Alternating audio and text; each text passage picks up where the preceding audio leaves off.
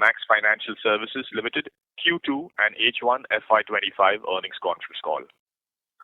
As a reminder, all participant lines will be in the listen-only mode, and there will be an opportunity for you to ask questions after the presentation concludes. Should you need assistance during the call, please signal an operator by pressing star, then 0 on your touchtone phone. Please note that this conference is being recorded. I now hand the conference over to Mr. Amrit Singh, Chief Financial Officer, Max Financial Services Limited and Max Life Insurance Company Limited. Thank you, and over to you, sir. Thank you, Rio. Good morning, everyone, and once again, welcome you to the Max Financial Services earnings call for the quarter ended September 2024. We made our results available on our website as well as stock exchanges last evening. And as always, I'm today joined by Prashant Tripathi, Managing Director and CEO of Max Life Insurance. I request him to share key developments and insights from this quarter. Good morning, everyone, and warm welcome to Max Financial Services earnings call. I'm very excited, just to begin with, to share with you that we have now solid plans to refresh our corporate name and brand identity. With Axis Bank on board as a co-promoter, Max Life Management proposed the inclusion of Axis as a part of its corporate name and brand identity, and I'm so thankful to the Axis Bank management board as well as Max that we now have the permission to use Axis name from their perspective on our brand identity.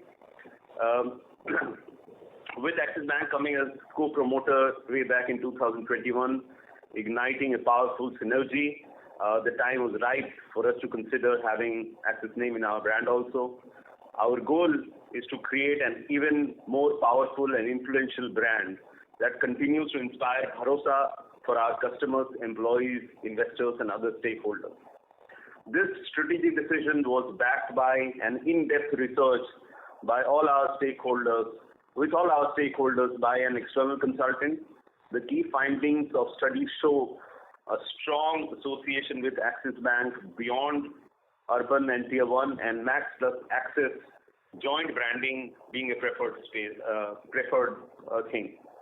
Combining the two brands would result into stronger brand association, increased likability, ease of remembering and preferred buying consideration, and it will also very solidly and overtly exhibit to all the stakeholders the association as well as ownership of Max Life Insurance by Axis Bank.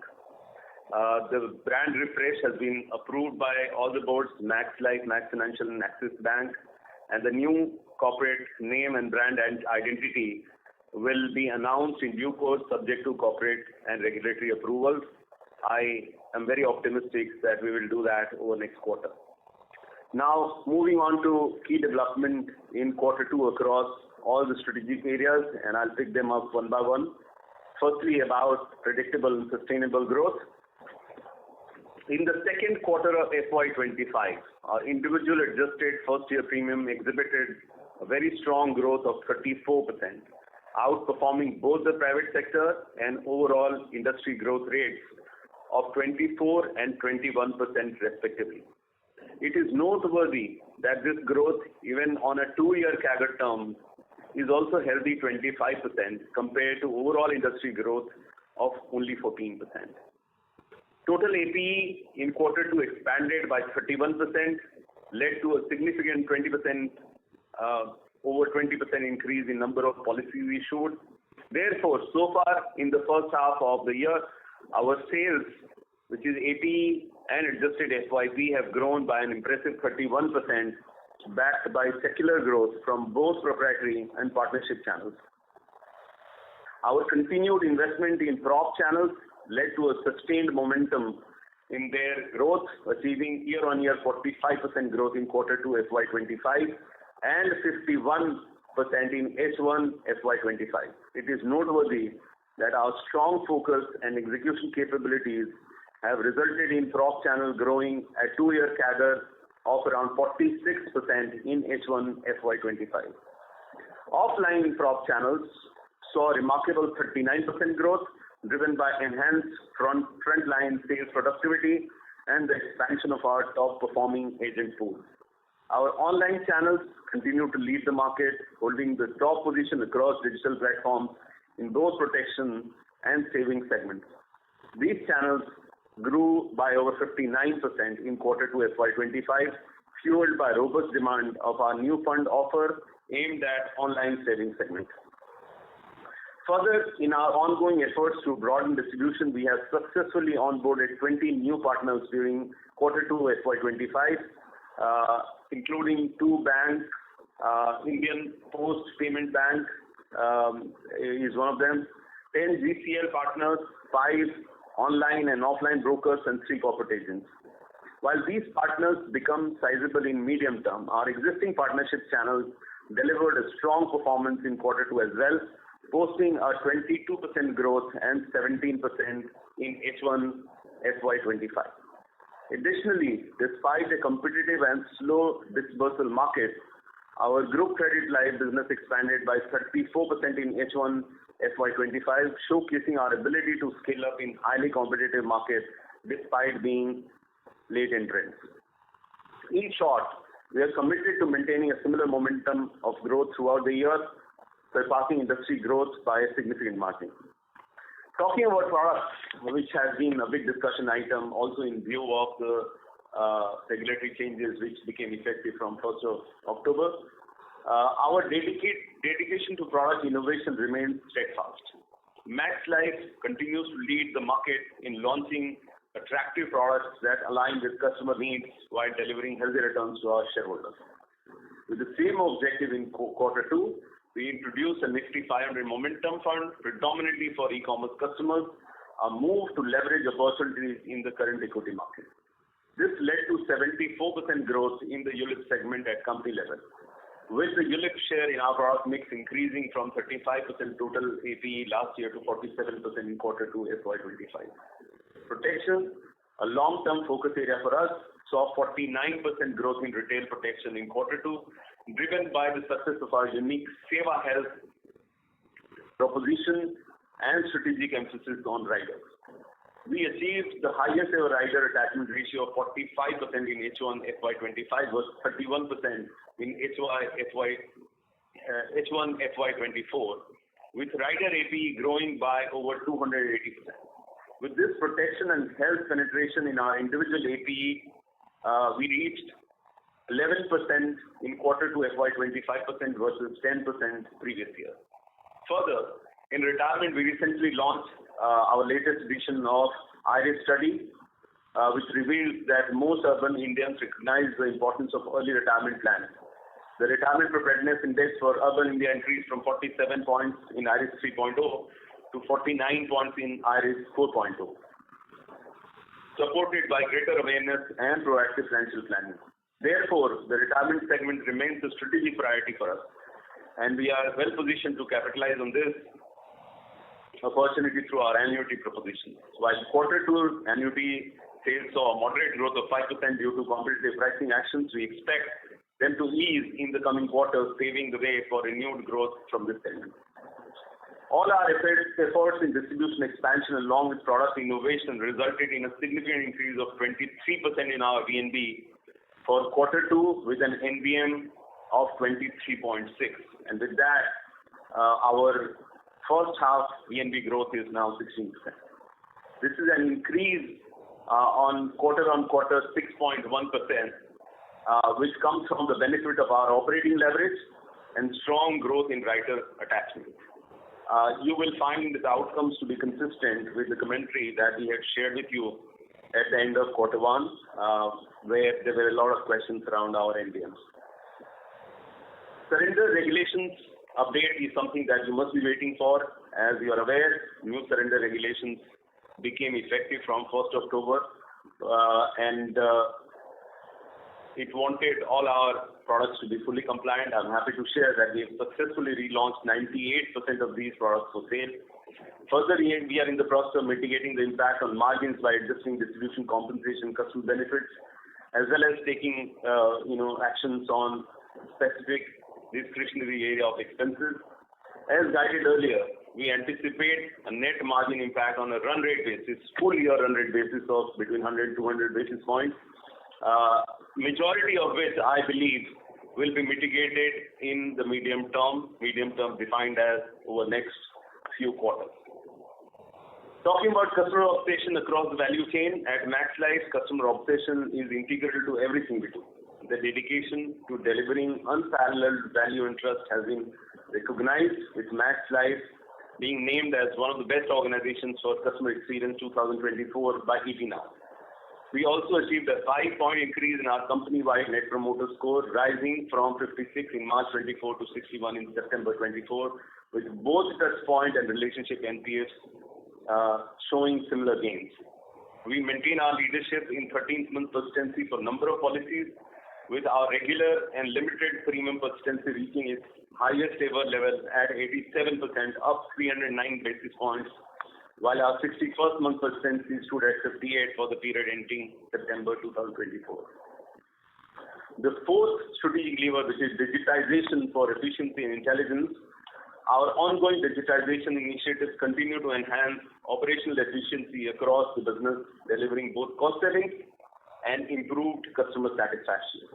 Max Life's efforts were recognized with the Digital Transformation Award at the 19th SKOCH Summit for our OCI Cloud Journey, as well as the Best DevSecOps Team Award by Quantic.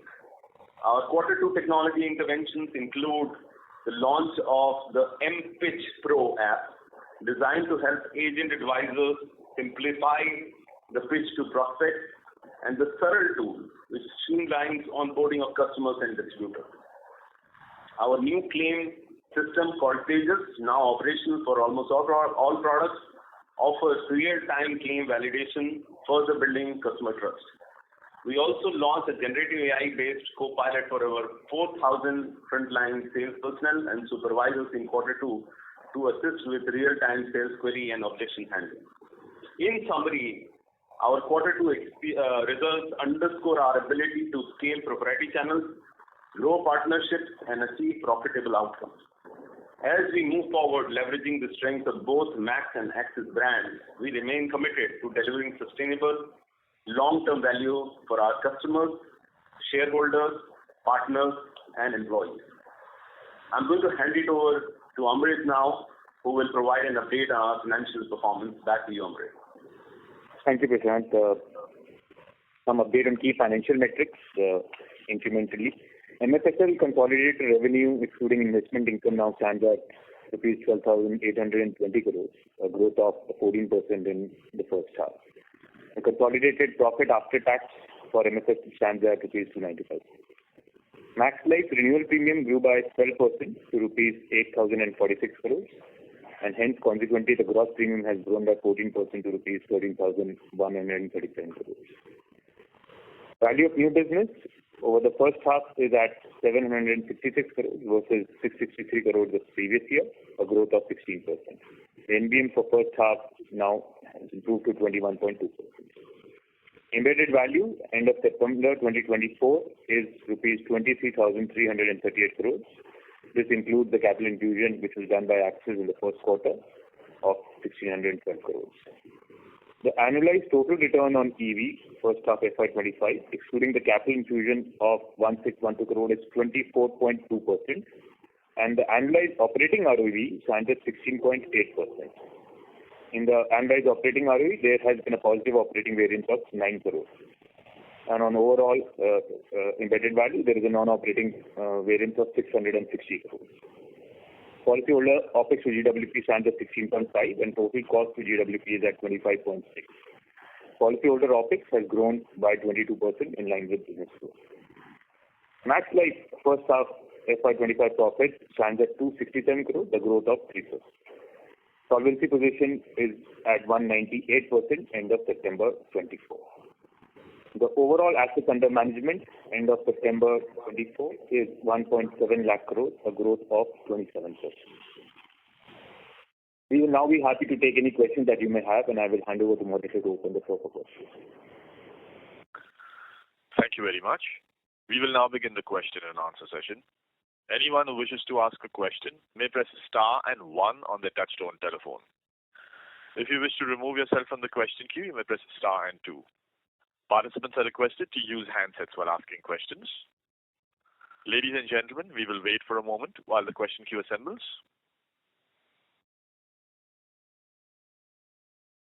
The first question is from Shreya Shivani from CLSA. Please go ahead. Yeah, thank you and congratulations on a good set of numbers. So just wanted to check on two things. First is on the surrender value regulation. We've heard your peers speak about that they're using a multiple different combination of clawback or progressive commissions, and that's how the structures are currently under discussion with distributors. Where are you guys on this conversation? Are the deals sealed? Most of your peers have said that the industry will take another quarter for this entire dynamic to settle down. So some commentary around that would be useful. And second, sir, on this Axis use of Axis Bank in the name, Axis in the name, what sort of regulatory approvals are required here? We are saying it can come through in the next quarter. Will RBI be included in approving this? Some color around that would be useful. Thank you so much. Yeah, thanks, Shreya. I'll take both the questions. On surrender income, my commentary is consistent with what the industry peers are saying. We have had detailed conversation with large set of partners already, and there are proposals which are a combination of all the things that you mentioned. I'm very optimistic that, from our perspective, we'll be able to close it, in less than 1 quarter. With smaller distribution partners, we are engaging in that discussion right now, and we are really optimistic that all that will get settled over the next few weeks. As far as the approval of branding is concerned, as you know, we need to go to ROC, followed by an approval from IRDAI for the name change. Those are 2 approvals which are required. We don't require any approval from RBI, so hopefully the turnaround time to do that will be close to 45 days, and I'm very optimistic that hence within next quarter we'll be able to launch our brand. Okay, very useful, sir. Congratulations and all the best. Thank you, Shreya. Thank you. The next question is from Avinash Singh from Emkay Global. उन्होंने आपके call को hold पर रखा. Avinash's line seems to be on hold. We'll move to the next question. Next question is from Swarab Mukherjee from B&K Securities. Please go ahead. Hi, sir. Thank you for taking my questions and congrats on a good set of numbers. So first, I wanted to understand regarding the margin front. So if I were to look at Q2 vis-a-vis Q1, this around 600 basis points improvement that has come through. Just wanted some quantification from your side that how much of this would have come from operating leverage and how much would have come from the product mix, because at least at macro level it looks like that product mix have impact might be relatively smaller, but if you could give more color on that. And also whether you a couple of your peers had commented that the yield curve impact were absorbed in terms of the non-par products. So have you done the same as well? And whether if that is part of this number, how much in basis points terms maybe had impacted the margin? That would give us some color on what it could be going at. Yeah. And also if your guidance changes because of that, because this margin came out strong in this quarter, whether there would be any change in the guidance. Secondly, sir, in terms, I wanted some color on, the breakup that you generally provide on the sub-segments in your proprietary channel. How, what has been the mix of, say, the direct channel, the e-commerce and the agency in your prop channel this quarter and the prior year, same quarter. So that would be helpful, and how the commission structures are panning out in the e-commerce channel, because I think for 1H you have mentioned that there has been more than 100% growth in this channel. So just wanted to understand that. And lastly, I will lose track of all the questions that you're asking. Sure, sir. Just one last one on the structure simplification process, if you can highlight. Let me make an attempt to answer some of the questions, and I'll lean on Amrit to share with you the numbers. I think, with respect to the advantage or margin increase, you may recall that we mention every time that when we come up with our margin numbers, we take expenses on actuals, and hence, if you were to look at last many years, our quarter one margins are smallest, and every passing quarter the margin builds up, and this quarter was no different. If you remember, we had a 17.5% margin in quarter one. If you look at our VNB in the first quarter, our VNB was close to 250 crores. Now it is more than doubled. So we do significant more sales in quarter two compared to quarter one, and hence there will be a big advantage of leverage. First part, and I don't know if Amrit has those numbers handy. I'll give it to him in a second. And the other one is the commentary that I mentioned to you. We attached significant more riders this quarter to drive our margins up. So hence, if you look at our product mix is more or less similar. We have written similar amounts of ULIP also. But because of higher leverage as well as attachment of riders, we were able to drive more profit. So in riders, we generally call as a part of our protection and health proposition, and you will notice that protection and health proposition has significantly increased in first half. So that is the big reason why it has happened. But I'm going to hand it over to Amrit to give more color as well as talk about our responses to other questions. Thanks, Sujant. So from quarter one to quarter two walk, the 600 basis point improvement that you see, 500 basis point of that comes out of operating leverage and also strong volume growth that we have continued to experience in the quarter. And around 100 basis point is a mix of the riders which we have been successfully able to actually attach across our product forms. On the second question that you actually asked was on the yield curve impact. Look, the yield curve impact is a regular course of business. There is yield curve movements which will happen, and we will respond to those yield curve movements. We have done some bit of it during this first half. The non-par pricing has been adjusted at various points in time, though the movement in the last month has been a bit sharper. But keeping an overall view of competitive intensity and competitive actions, we will also, continue to take those calls with respect to adjusting our non-par rates for the customers as well. I think you asked a question on the contribution coming out of our different channels. The agency has, at an overall level, contributed around 21-22% last year. It has at similar levels this year as well. The CAT channel also contributed around 9% last year. It is at similar levels this year as well. And the e-commerce contribution is actually up from 9%. It has moved to 15%. So there is the e-commerce growth, which you can see of over 105% in the first half, is causing to an improvement of share of the e-commerce business. What is?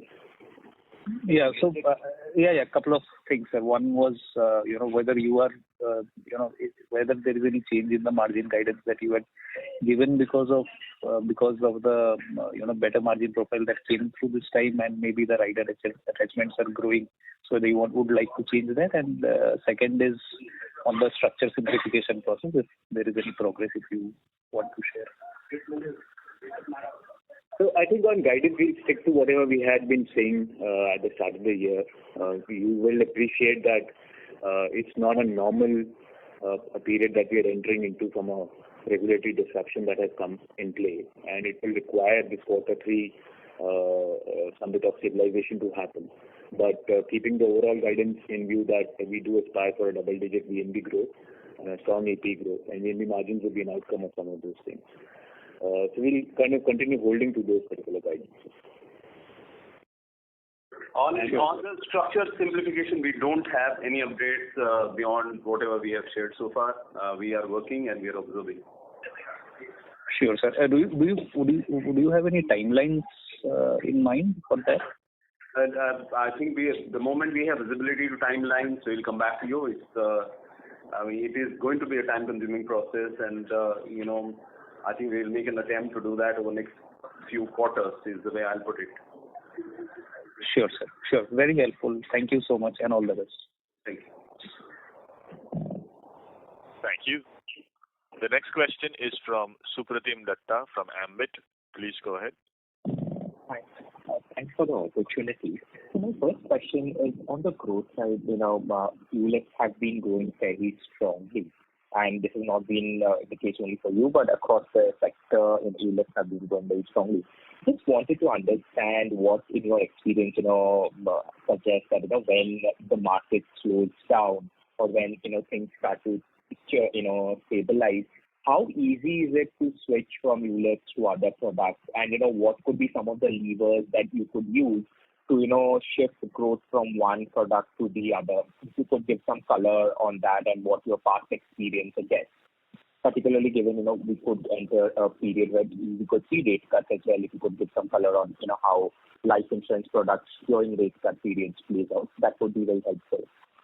And the next question is on the EV walk. So there seems to be a positive operating variance that you have reported for the half. Just wanted to understand that what has resulted in this positive operating variance. If you could give some color on that, that would be helpful. Thank you. Yes. Okay. So I'll take that. I think growth from ULIP definitely is a phenomenon, and this is not happening for the first time in past also. There's a strong correlation on ULIP growth with respect to market uptake, and over the last few quarters we've seen the share market perform well, and hence ULIP picks up. In past, we have witnessed that life insurance industry has been able to maneuver the change quite well, and so have we. There have been many quarters where our growth or our ULIP mix will go up to between 40 to 45%. It will fall between 35 to 40%, but we have more or less maintained that trajectory. I don't expect a big impact on account of ULIP transition. If at all, it will be very marginal. In terms of EV walk and operating variance, positive variance, operating variance, which is a minor number, is because of some of the upsides that we have seen from our mortality experience. Got it. And just one clarification. So on the name change or rebranding, would it be a joint name that you are proposing, like Axis Max or Max Axis, or how would that be? If you could give some color. I think your expectation is correct. I can't tell you whether it will be Axis Max, Max Axis, but yeah, it is going to be a combination of both the names. Got it. Thank you. Thank you. Thank you. The next question is from Prayesh Jain from Motilal Oswal. Please go ahead. Yeah, hi. So firstly, just extending the point on the rebranding, which channels do you, in your the survey or the feedback that you would have received from the third party, which channels would you expect to benefit the most out of this? And we've already kind of been delivering a very strong growth on AP front. So on this base, also from a say 2 to 3 year perspective, what would be your growth aspiration considering the rebranding? Yes, thank you very much. That's a very good question you ask, and it is something very, very strategic. From our point of view, of course, Max Life Insurance is a prominent brand within life insurance space. We are seen as experts in life insurance, and we have had an incredible journey so far. However, Axis is a larger financial services conglomerate, and it has presence in many, many more cities, tier 2, tier 3, smaller part of India, where perhaps Max Life brand is not as strong. And hence, we kick-started, and this is not really something which was a guidance from shareholders. Actually, management team picked up this exercise to look at any opportunities that may arise by having the strength of Axis Bank associated with Max Life Insurance, and we actually talked to almost everybody. We, as you know, we are expanding in smaller cities. We opened 100 branches over last 1 year. We talk to agent advisors, we talk to current customers, we talk to prospective customers, we talk to employees of Axis Bank, sellers of Axis Bank, sellers for other banks. And I think across all cohorts, we found that the strength of both brands coming together was more prominent than Max Life on its own. Hence, the management team made a request to our Axis set of shareholders along with Max shareholders to allow us to use a brand which kind of carries both the strength of both the brands together. And I'm very happy and lucky that it's been allowed. So we'll take that on board. It also, in a way, answers some of the questions that investors and analysts have over and over again come and asked us about the seriousness, the ownership of the agenda of Max Life Insurance growth by Axis Bank. I would like to unequivocally communicate that it is reflective. The ownership of the agenda, the growth of Max Life's agenda by Axis Bank is quite vested in the decision that Axis Bank has chosen to lend its named brand to Max Life Insurance. It goes to that extent. So it serves to the purpose of really reflecting and demonstrating to the entire world that both the companies are going to work together, and we have very deep interest in building life insurance business in India. I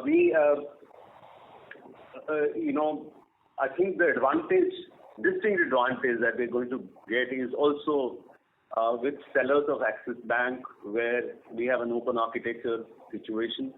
And I think having a common brand or having Axis brand attached to Max Life Insurance will definitely give some bit of distinctive advantage to Max Life Insurance in the minds of the sellers. We already are in the counter share range of 65 to 70%, and we have maintained that over and over again. There have been questions around it. We have maintained it. So honestly, from all counts, I think this was a very positive, decision that I was personally passionate about, and I'm happy that we're moving in that direction. Our growth has been strong. Your observation is right. We are doing very well. And I think with these changes or with the strategic decisions that we are doing, one will make an attempt to grow even faster. We have deep aspirations to be among the top 3 players, and I think we will continue to pursue that journey with strength and with determination. Great. Thanks for that elaborate answer. And secondly, from a VNB margin perspective in the second half, how do you see this panning out? Given that surrender charges would kind of come in, and probably you will have a rebranding cost that would come into your numbers, and also the commission structures are still being discussed and not yet finalized. So do we see the margins kind of coming up in Q3 and then kind of possibly a more normalized number in Q4? How do we see the margin kind of panning out? And from a 2 to 3 year perspective, do we see that the VNB CAGR would be similar to the APE CAGR, or how should we kind of look at from a 2 to 3 year perspective? Yes, I think margin is something which is quite dear to us, and on all the discussions that we do internally, margin finds a very important place. However, over last 2 or 3 years, you would have seen that we are trying to balance market share growth with margin. One would be very happy if we are near about 24-25% margin, yet being able to maintain the growth trajectory on APE the way we are doing. Last year, margin was 26.5. The year began without any surrender impact. We had given a guidance of being between 25 to 26, that kind of number, close to about 25%. The surrender guidelines have come, and we have spoken about 100 to 200 basis point impact. So really, I think our margin should be in the range of 23 to 24 for the full year basis. I'm being bold in giving some kind of guidance in a very fluid environment. So, with the one quarter here or there, I think on a run rate basis, we should try and make or try and come close between 23-24% for the year. That will be our attempt. And over a medium-term basis, when I say medium-term, over 3 to 4 quarters, we should try to cover up this delta which has come. And as demonstrated in this quarter, we have several initiatives which are running to optimize for margin. So we will continue to do that. I think the cost of rebranding, I would count it out because that's honestly going to be a one-off cost, and hence, one should look at margins independent of that. But you're right. The next 2 quarters will be, in that sense, especially this quarter is going to be dynamic because of how surrender income, regulations are settling. But one would definitely make an impact, very genuine effort to hold the margin at the levels where we are or improve further. Great. This last question, how has been the first 22 days of October and under the new regulations with respect to growth or with respect to product mix, any different from what you would have seen in the first half? Honestly, I mean, that's something which I'll be running afoul talking about the growth rate. Let the IDI numbers come at the end of the month. I think it's request your patience. Okay, great. Thank you so much. I don't have any reasons to worry. Okay, that helps. Thanks. Thank you. Before we take the next question, a request to participants to please limit your questions to 2 per participant. Should you have follow-up questions, we request you to rejoin the queue. We take the next question from Sukant Garg from Equable Research. Please go ahead. Hi. Thanks for giving the chance. Just a little bit old school questions here. What would be the bind rate currently in the policy, Max Life Insurance? Amrit, do you want to take this? I couldn't even hear. Can you repeat your question? Yeah. What would be the bind rate, the policy conversion rate against the quotes that's being generated? Okay. Do you have the conversion rates, Amrit? It's generally 10% conversion rate is what we observe. By channels also. Yeah. And it does vary depending upon channel. Bank conversion rates are slightly higher. E-commerce conversion rates are more tougher, and agency conversion rates and direct selling conversion rates are between 8 to 10%. So 10% is the overall the quote for the quote generated against the policy conversions. That would be fair. That's right. Okay. Customer meetings done to policy converted. That is 10%. Yeah. Okay. And what would be the revenue per policy holder and average cost per claim around approximately? Sorry, revenue and what claims per policy you asked? Revenue per policy holder and average cost per claim currently. The ticket sizes, you mean? You mean the ticket size of every policy? Yeah. Yeah, average. it's closer to 1 lakh, Amrit, if I'm correct, right? That's right. Yeah, 1 lakh per ticket size on the regular policies. Sorry, I don't have the answer to the second question. If you could email me and Amrit, we'll come back to you with specific answers if that works. Sure. I mean, if you're looking for case sizes in the investor release on page 46, we do provide average ticket size per policy. On an average, as Prashant mentioned, it is 1 lakh rupees for all products put together, but it does vary depending upon the product that is being sold. So it can be as low as 40,000 in a protection design, going up to as high as 1,50,000 in an annuity kind of a design. Thank you. The next question is from Madhukar Ladda from Nuvama Wealth Management. Please go ahead. Hi, good morning. Congratulations on a great set of numbers. I'm not sure whether any of the previous participants have touched upon this. But can you talk a little bit about what is driving growth within the proprietary channel? So the online channel and the agency channel, if you could give what is the growth for each online, direct, and agency. And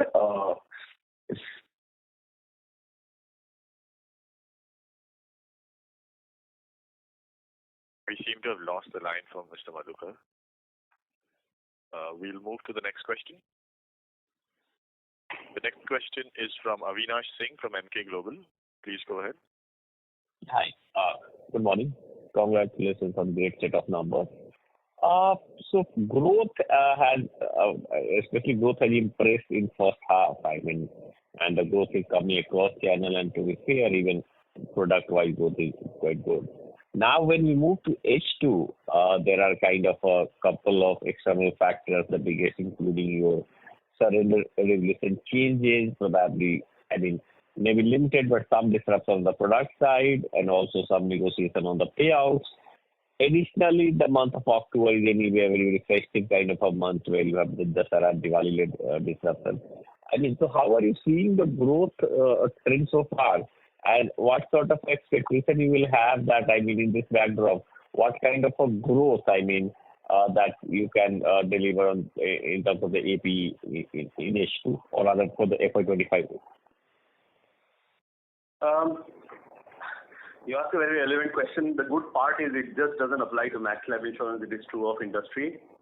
And hence I will peg my response to the industry growth rate. Whatever is the industry growth rate, we will try to grow substantially more than, like, for example, the industry growth rate was 24%, we grew 34%. So one would like to have a +5 to +7% delta with respect to private industry growth rate. Let me put it that way. I'm very optimistic that the changes in regulation is not going to have a material impact on growth rates, and we are at least from our side internally not cutting down on our growth expectations. So, one would make an attempt to maintain the trajectory of growth the way we have done in first half. We are quite committed actually on a double-digit teens kind of VNB growth rate, and we will target that. Earlier, Avinash, I did mention that one would make an attempt to hold the margin like we have done in quarter two, despite having the surrender impact. But yeah, you're right. There are some moving pieces, but I can only pivot back to every such regulatory changes. You can go back in history. Each time it has happened, Max Life Insurance has come out stronger. So that gives me a lot of optimism. And basis all the discussions that we have done, made changes, etc., I think we are reasonably confident of what we're talking about. Okay. Yeah, thanks. Thank you. Next question is from Sanket Godha from Avendus Spark. Please go ahead. Yeah, thank you for the opportunity. Prashant, you said that your rider attachment is around 45%, which helped in the margin expansion. So just wanted to understand what is the internal target you have, and to what extent it can negate the impact of, say, surrender rules or product mix change to support the margins. 45 is already a very big number. Whether you see this number going meaningfully further up compared to what it is today. That's on rider's first question. The second question is on annuity. It seems to have slowed down a bit if I look at the numbers.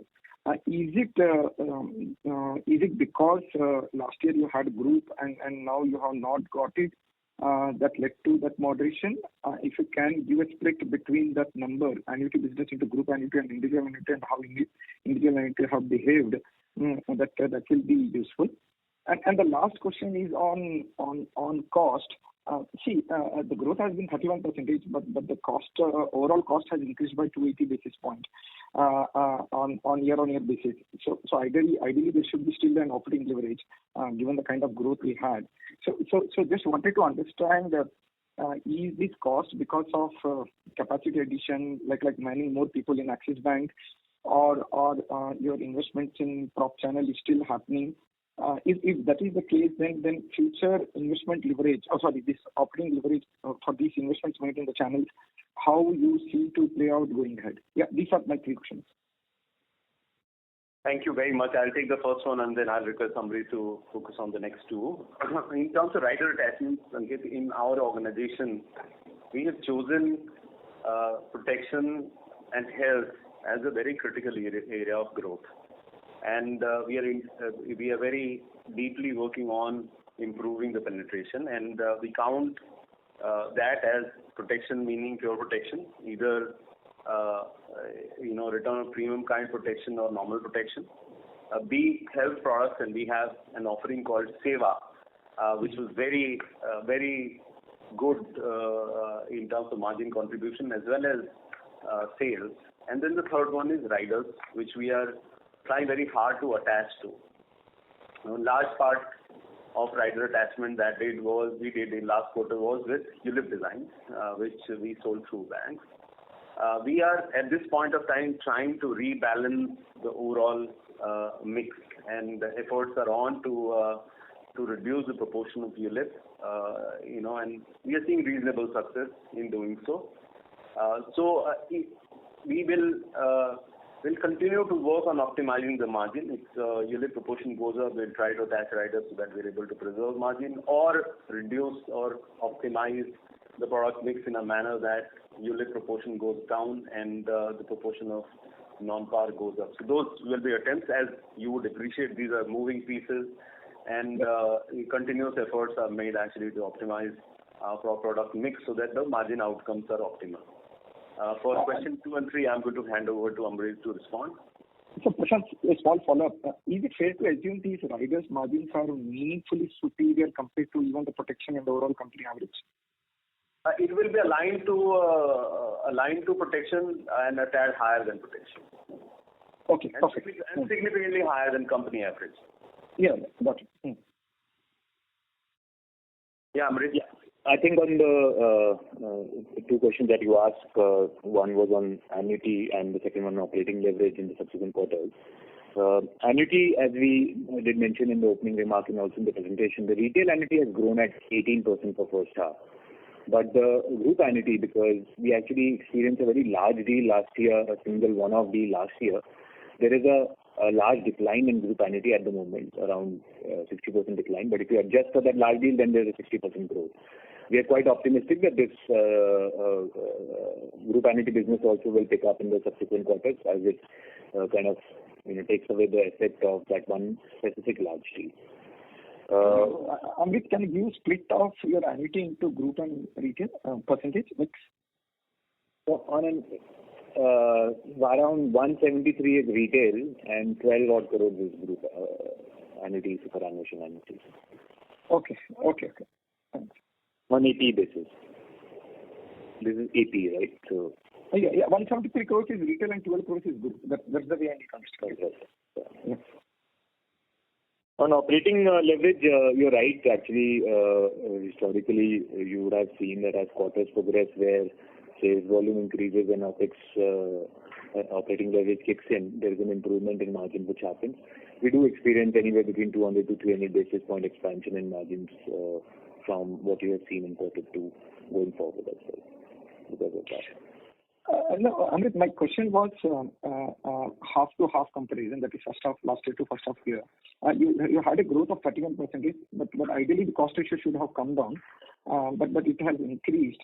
So wanted to understand this cost increase is largely because of man addition in actuaries or investment in prop, and how it will play out if you believe these investments have been done upfront, then how you see it playing out going ahead.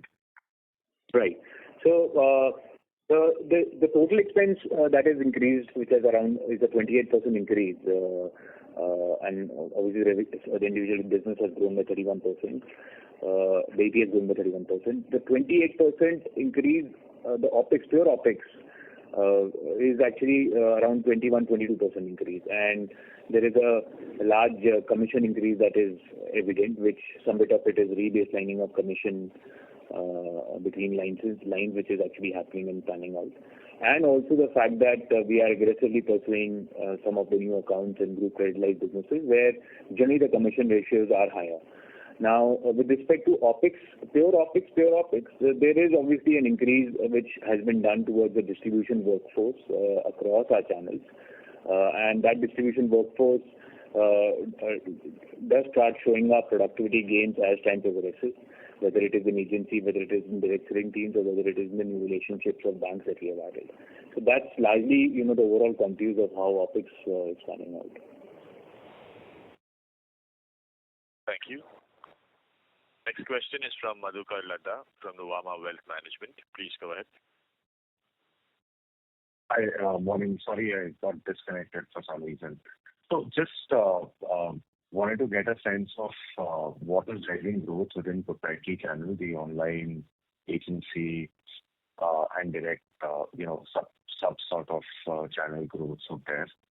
And second, if you look at the new business strain, that's also gone up substantially. I mean, it's good to see that back book surplus has grown, but new business strain has actually gone up quite sharply in this quarter and in the first half. So any particular reason on that? Is it more reserving driven, or is it more sort of higher commission payouts or something of that sort of, actually payouts going up over there? Some color on that will be helpful. And can you break down the economic variance between fixed income and equity? Yeah. I will request Amrit, you take the question. Yeah. So you asked three questions. The first one is actually what is driving the growth across our proprietary channels. In agency, clearly, our top agent engagement programs and overall top agent momentum is very strong, and that is actually helping us. In addition to the fact that the expansion of capacity, which is helping with productivity gains coming through the years, is also an aiding force in what has been driving the growth momentum within agency channels. In direct selling teams, actually, it's to do with more and newer pools of customer segments to whom we have started doing cross-sell and upsell, which is actually aiding that growth. And those new pools have come as some of the customers which are unmapped at Axis franchise, customers whom we have had now e-commerce relationships. Those kind of additional pools have helped. And obviously, we have invested in people to go and kind of tap into these pools across our cities, and that is enabling the growth momentum in the direct channel.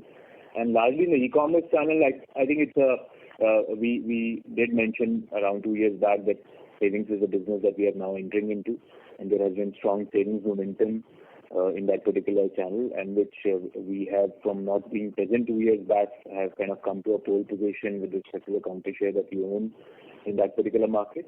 That has helped, and the underlying protection growth, we continue to remain leaders in that business on a whole. So that's the first one. I think the second question you asked was on the strain. You saw a rise in strain. The reason for the strain increase, one obviously is higher sales in protection with credit life and ULIPs, which actually intrinsically have higher ND strain. And that's largely the reason why the strain has grown. It's a factor of business mix and business growth coming out of these specific segments. And all these segments, unit linked, credit life, and protection have higher strains initially, unlike participating design policies. Last question you asked was on the economic variance. What proportion? 2/3 of that is attributable to equity gains and 1/3 to the tax gains. Got it. Thank you and all the best. Thank you. Thank you. The next question is from Nidesh from Investec. Please go ahead. Thanks for the opportunity. So, the question is on e-commerce channel. So what is driving such sharp growth in this channel, almost 100% YOY? Definitely we must be gaining significant counter share. So what we are doing to drive that? And second is, if you can break down the e-commerce channel, what percentage of business is coming from your own website, from the e-commerce channel, in the e-commerce channel? Thank you, Nidesh, and greetings to you. I think we historically on the e-commerce channel, Nidesh, you'll remember we were always very good on protection. We have been number one on protection for many years, and that was our area of focus. However, our presence on savings space was quite limited, and we were like a fourth player if we were to add savings and protection together. About year and a half ago, we decided that we need to be comprehensive. This is an area of growth, and if you look at our analyst presentations, you will find number one initiative as being leader in the e-commerce space. So we took tangible steps to consolidate our presence in the savings space, and that's been the key reason of our growth. Generally, we sell, a combination of ULIP with non-par on e-commerce platforms. And over last few quarters, I think index-linked designs have been very famous, very popular, and that's driven our growth at e-commerce. On the direct website, that's something that we always try to rebalance, and my sense is we will have close to about 30 to 35% of this sale actually comes from directly our website. Sure. That would also be a pretty large number, 30% of your e-commerce. It's growing. Both are growing quite rapidly. Both the aggregator space as well as our own website. Both of them have grown remarkably. Yeah. So the direct growth is up 90% and aggregators are also around 110%. So both have grown quite handsomely. And from a product level margin perspective, if you sell through aggregator or if you sell through other channels, how differential is the product level margins from these two channels? It comes similar, Nidesh. Honestly, it comes similar, not very different. Even coming to our website also requires investment in terms of generating traffic and search, etc. Sure. Thank you, sir. That's it from my side. Thank you, Nidesh. Thank you. You have a nice day. Thank you. We'll take that as the last question. I would now like to hand the conference back to the management team for closing comments. Thank you, and thank you everyone for attending our earnings call. We continue to look forward to more such interactions, and have a good day. Bye. Thank you very much. Thank you very much. On behalf of Max Financial Services, that concludes the conference. Thank you for joining us, ladies and gentlemen. You may now disconnect your lines.